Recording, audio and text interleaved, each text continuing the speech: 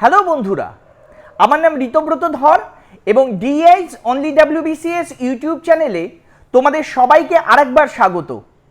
আজ আমরা আলোচনা করতে চলেছি ইন্ডিয়ান ইকোনমির ওপর ডাব্লিউবিসিএস বা অন্যান্য কম্পিটিটিভ এক্সামের জন্য আমরা কি বই পড়ব।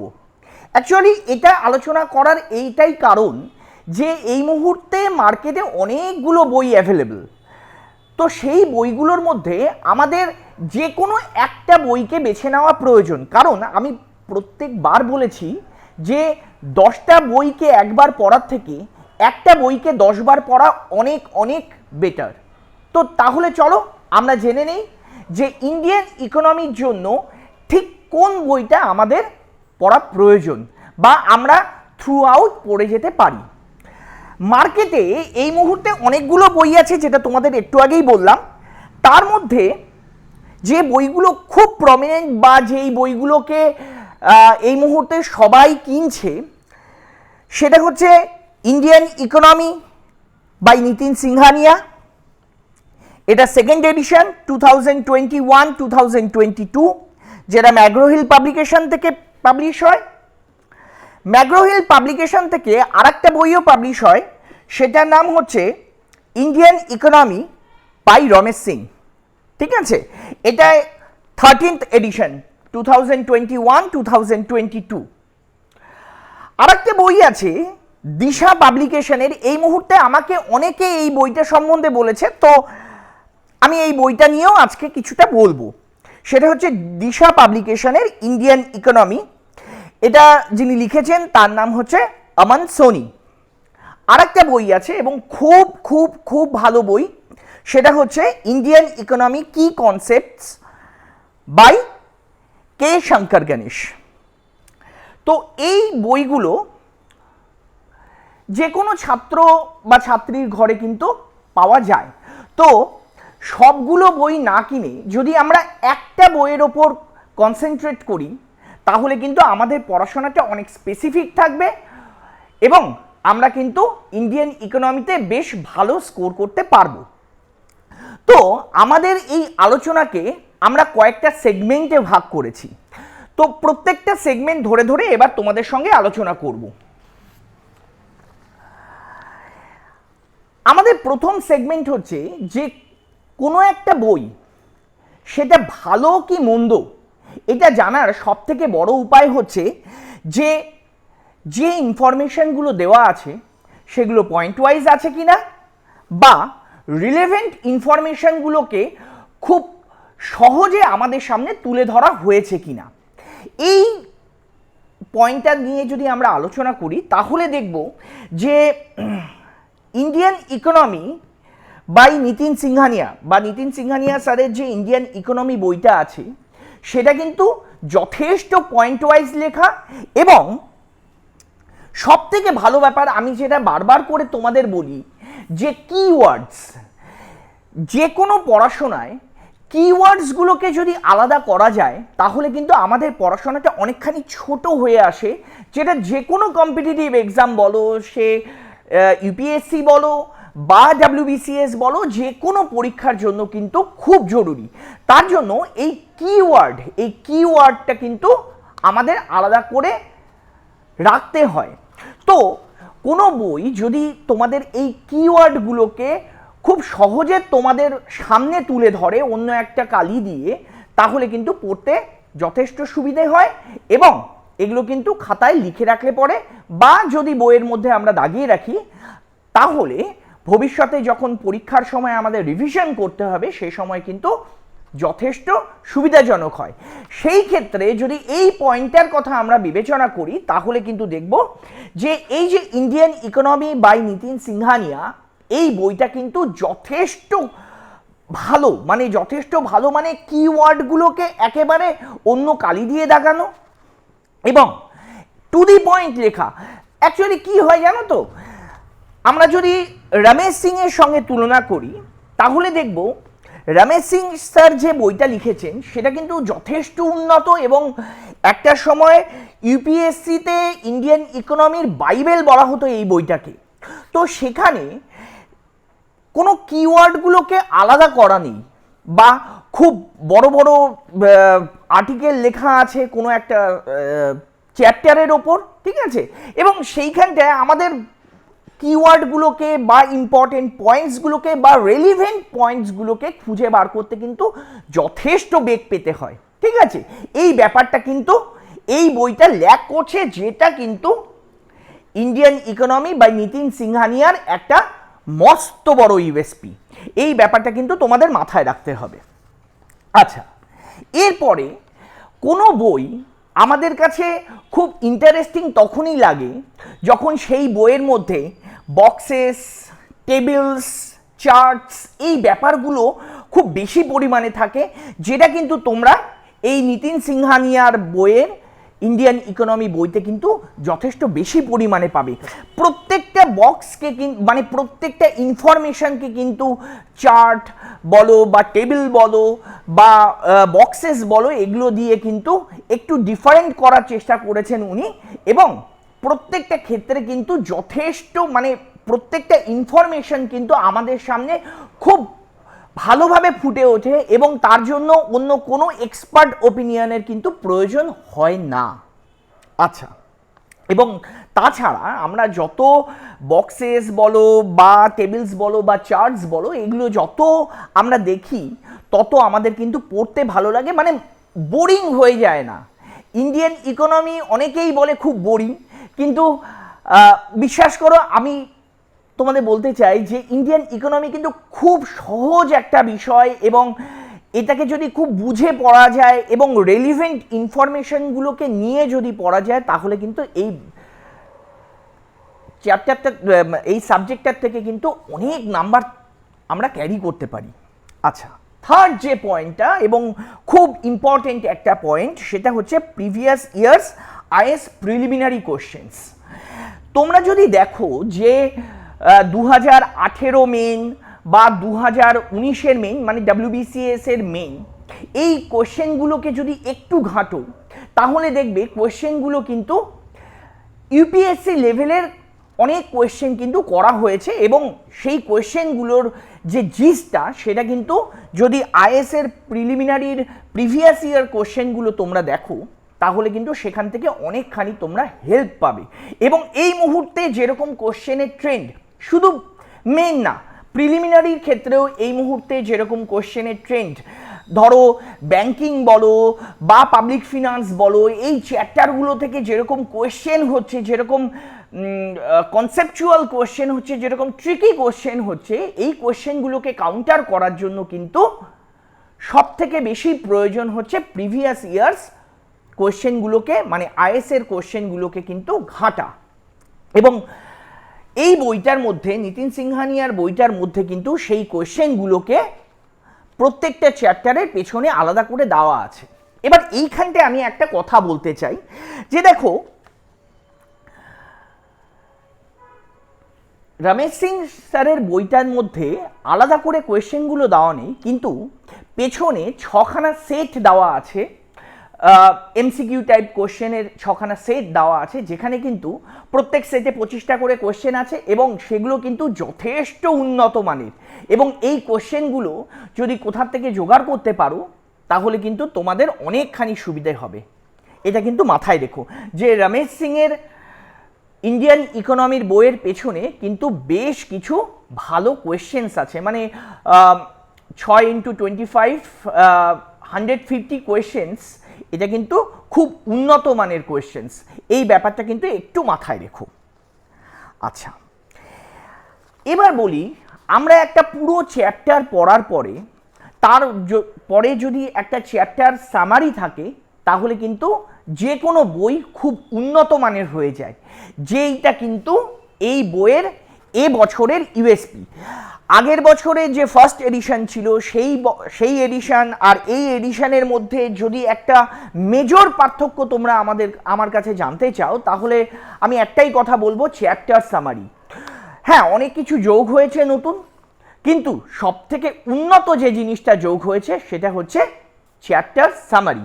এই চ্যাপ্টার সামারিতে তোমরা টোটাল যে চ্যাপ্টার তার জিসটা পেয়ে যাবে, যেটা কিন্তু খুব খুব খুব দরকার আমাদের কোনো চ্যাপ্টার পড়তে গেলে, কোনো সাবজেক্টের যে কোনো চ্যাপ্টার পড়তে গেলে চ্যাপ্টার সামারিটা কিন্তু খুব দরকার, যেটা ফার্স্ট এডিশনে মিসিং ছিল, সেকেন্ড এডিশনে কিন্তু এটা অ্যাড করা হয়েছে। এটা কিন্তু খুব ইম্পর্টেন্ট। এবং তোমাদের বলে রাখি যে রমেশ সিং এর বইয়ে কিন্তু এই চ্যাপ্টার সামারি নেই। আচ্ছা, এরপরে বলি যে দেখো, এই বইটাকে যদি আমরা পেছনের দিকে খুলি তাহলে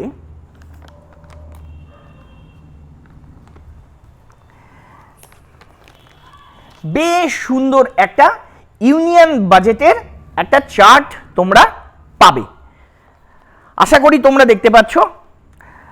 তো এখানে কিন্তু ছখানা পিলার, যে ইউনিয়ন বাজেট 2021-2022 আছে, তার ছখানা পিলার কিন্তু একদম পয়েন্ট ওয়াইজ করে তোমাদেরকে এখানে দেওয়া আছে।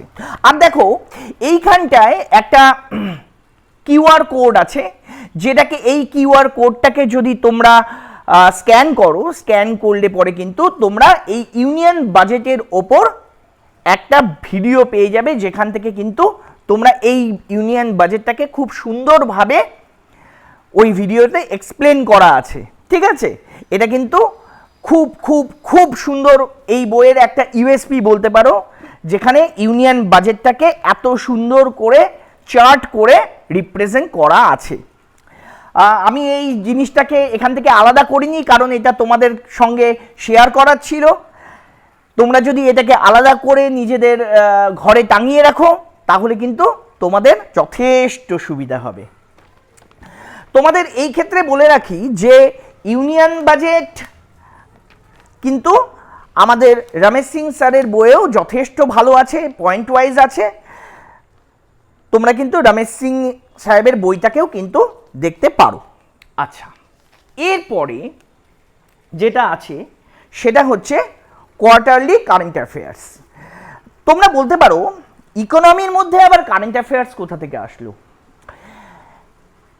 যদি তোমরা খুব রিসেন্ট টাইমের কোয়েশ্চেন পেপারগুলো একটু অ্যানালাইসিস করে দেখো তাহলে দেখবে যে অনেক কোয়েশ্চেন আসে ইকোনমির, ইন্ডিয়ান ইকোনমির, যেগুলো কারেন্ট অ্যাফেয়ার্স বেসড। এবার কারেন্ট অ্যাফেয়ার্স বেসড কোয়েশ্চেনগুলোকে কাউন্টার করার জন্য তোমাদের কিন্তু এই বইটা যথেষ্ট সাহায্য করবে। নিতিন সিংহানিয়া স্যারের যে বইটা আছে সেটা কিন্তু যথেষ্ট সাহায্য করবে।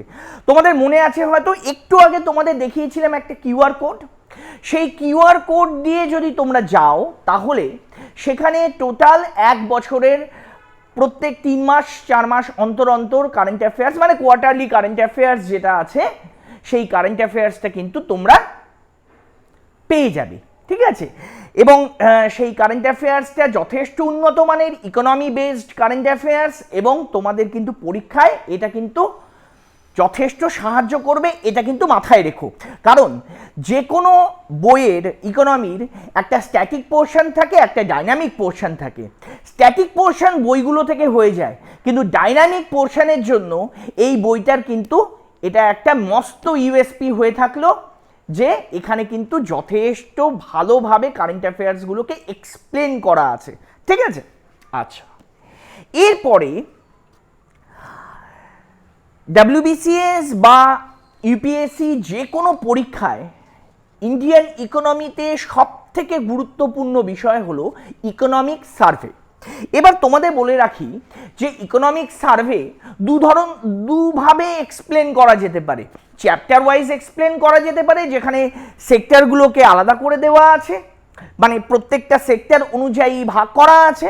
আবার ভলিউম ওয়াইজ হতে পারে, যেখানে ভলিউম 1 ভলিউম 2 আছে। ঠিক আছে, এইবার তোমাদের বলে রাখি যে নিতিন সিংহানিয়া স্যারের বইয়ের একটা ইউএসপি হলো যে প্রত্যেক চ্যাপ্টার ওয়াইজ কিন্তু ইকোনমিক সার্ভের মেটেরিয়ালগুলো ঢোকানো আছে।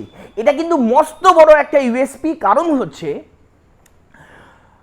আমরা একটা চ্যাপ্টার পড়লাম, ধরো এগ্রিকালচার বা ইন্ডাস্ট্রি আমরা পড়লাম, বা ব্যাংকিং, সেই চ্যাপ্টারে শেষে আমরা যদি ইকোনমিক সার্ভেতে কীরকম সেটা নিয়ে আলোচনা করা হয়েছে, সেই মানে চ্যাপ্টারকে নিয়ে আলোচনা করা হয়েছে বা সেই সেক্টরকে নিয়ে আলোচনা করা হয়েছে, সেটা যদি আমরা তখনই জানতে পারি, তাহলে আমাদের কিন্তু ইকোনমিক সার্ভে একবারে গিলতে হবে না, আমরা আস্তে আস্তে কিন্তু একদম স্টেপ বাই স্টেপ কিন্তু যেতে পারবো। এটা কিন্তু একটা মস্ত বড় ইউএসপি এই বইটার।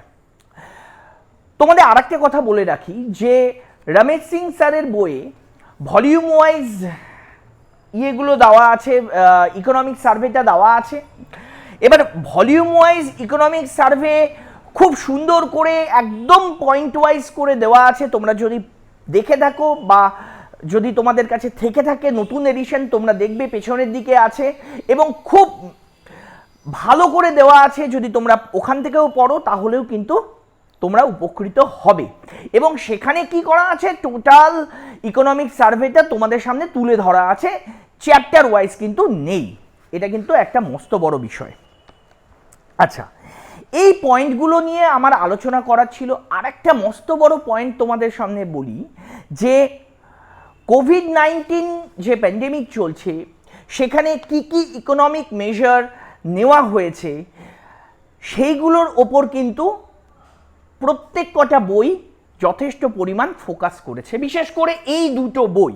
ঠিক আছে, এখানে আলাদা করে অ্যাপেন্ডিক্স করে দেওয়া আছে যে কি কি মেজার না হয়েছে, সেখানে ইকোনমিক মেজারগুলোকে খুব ভালো করে ইন ডিটেলস দেওয়া আছে। ঠিক আছে, এই জায়গাটা কিন্তু তোমরা মাথায় রেখো।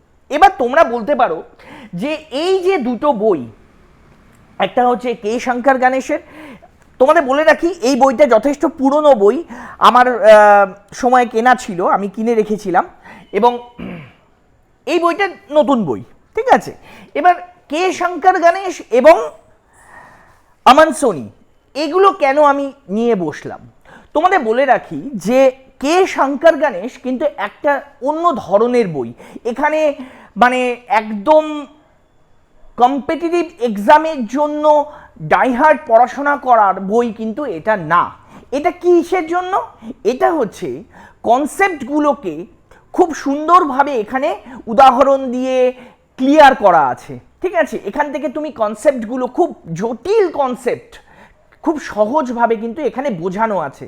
তার জন্য এইখান থেকে কিন্তু এই কনসেপচুয়াল ব্যাপারটা কিন্তু তোমাদের এখান থেকে ক্লিয়ার হবে। এখান থেকে কিন্তু কোনো রকম ইনফরমেশন বা স্ট্যাটিক ডাইনামিক এই ব্যাপারগুলো কিন্তু এখানে যথেষ্টই কম। এখান থেকে তুমি কনসেপ্ট ক্লিয়ার করতে পারবে। আর যদি এই বইটার কথা বলি, ইন্ডিয়ান ইকোনমি বাই অমন সোনি, যেটা দিশা পাবলিকেশন থেকে প্রকাশিত হয়েছে, এটাও যথেষ্ট ভালো বই। এখানে এটার বিশেষত্ব হচ্ছে, যদি মানে তোমাদের অনেকগুলো জিনিস অনেক বক্সে দেওয়া থাকে বা টেবিল বা চার্ট করে দেওয়া থাকে, সেক্ষেত্রে কিন্তু এই বইটা যথেষ্ট উন্নত বই। ঠিক আছে, এখানে অনেক জিনিস কিন্তু, ধরো ব্যালেন্স অফ পেমেন্ট, আমি জানি না তোমাদের আমি দেখাতে পারবো কি না। দেখো ব্যালেন্স অফ পেমেন্টকে কি সুন্দর করে বক্সে দেওয়া আছে বা চার্ট করে, টেবিল করে, ফ্লো চার্ট করে কিন্তু এখানে দেওয়া আছে। ঠিক এইরকমই অনেক চ্যাপ্টার কিন্তু এখানে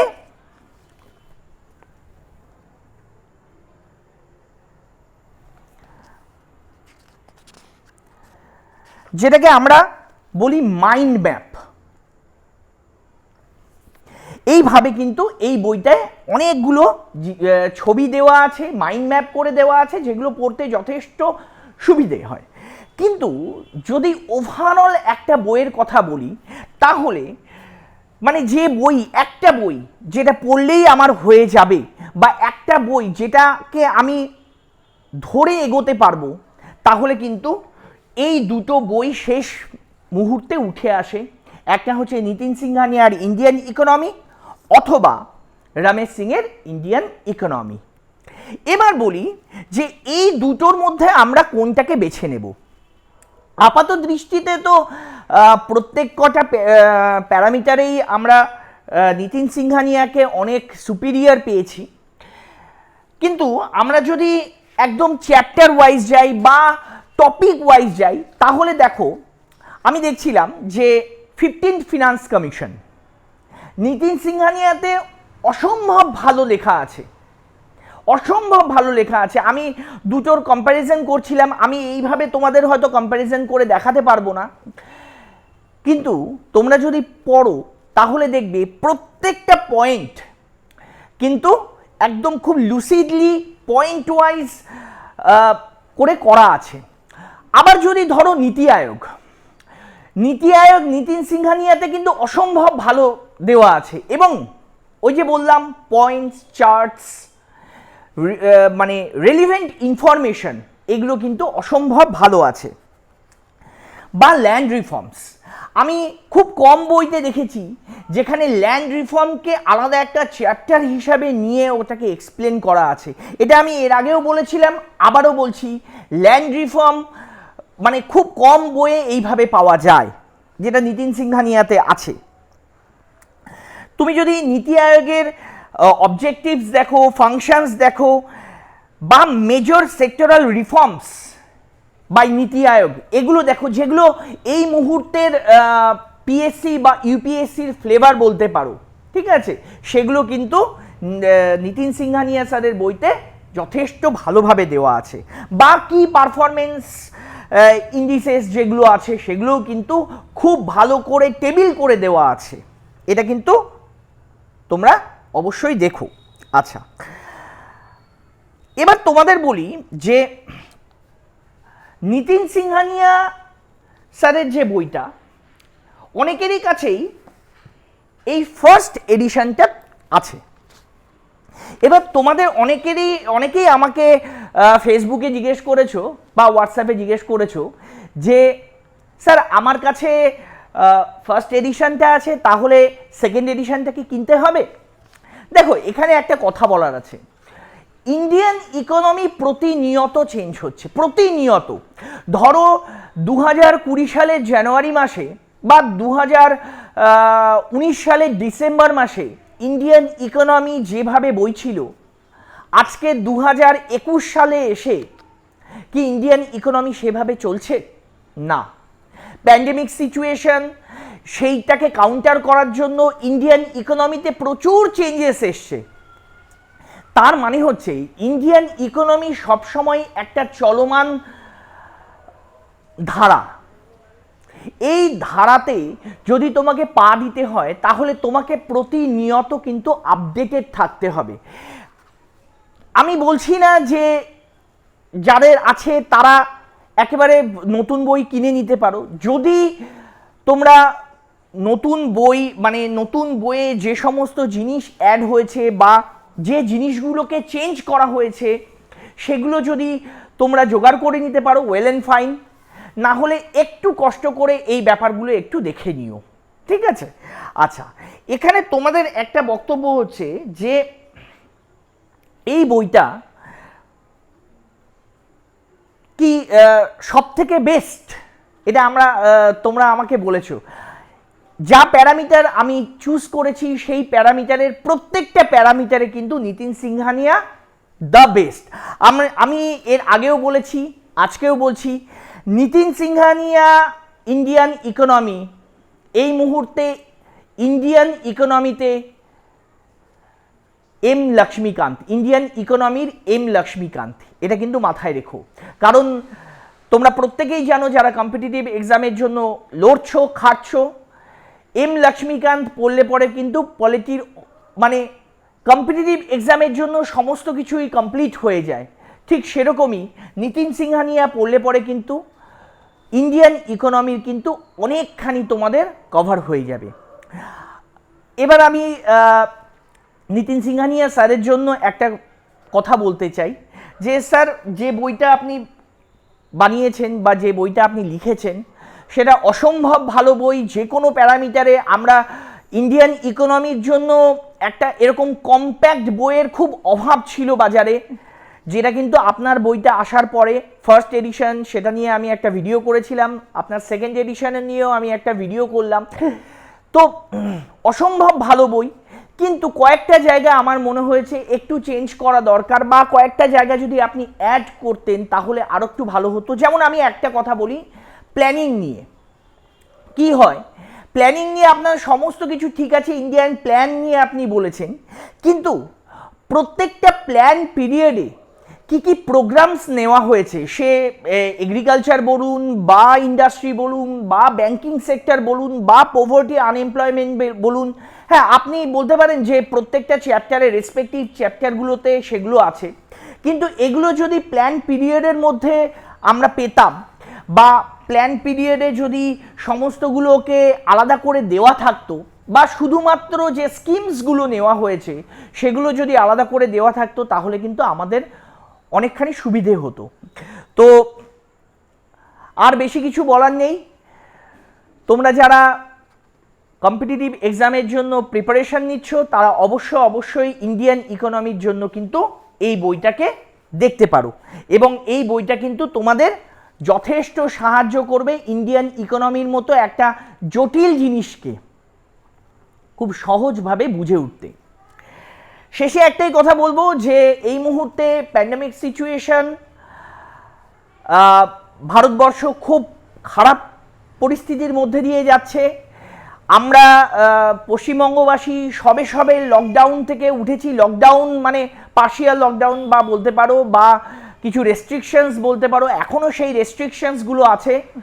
তো অবশ্যই তোমরা সাবধানে থেকো, মাস্ক পরো, কারণ কোভিড সিচুয়েশানে এটাই একমাত্র হাতিয়ার। এবং আরেকটা জিনিস বলি, ভ্যাকসিনেশন কিন্তু অবশ্যই জরুরি। ভ্যাকসিনেশনকে না করো না বা ভ্যাকসিন দিতে দ্বিধাবোধ করো না। তোমার কাছে যদি সেই অপরচুনিটি আসে তাহলে অবশ্যই ভ্যাকসিনটা নিয়ে রেখো। ভালো থেকো, সুস্থ থেকো, আর এভাবেই ভালোবেসে যেও। Thank you.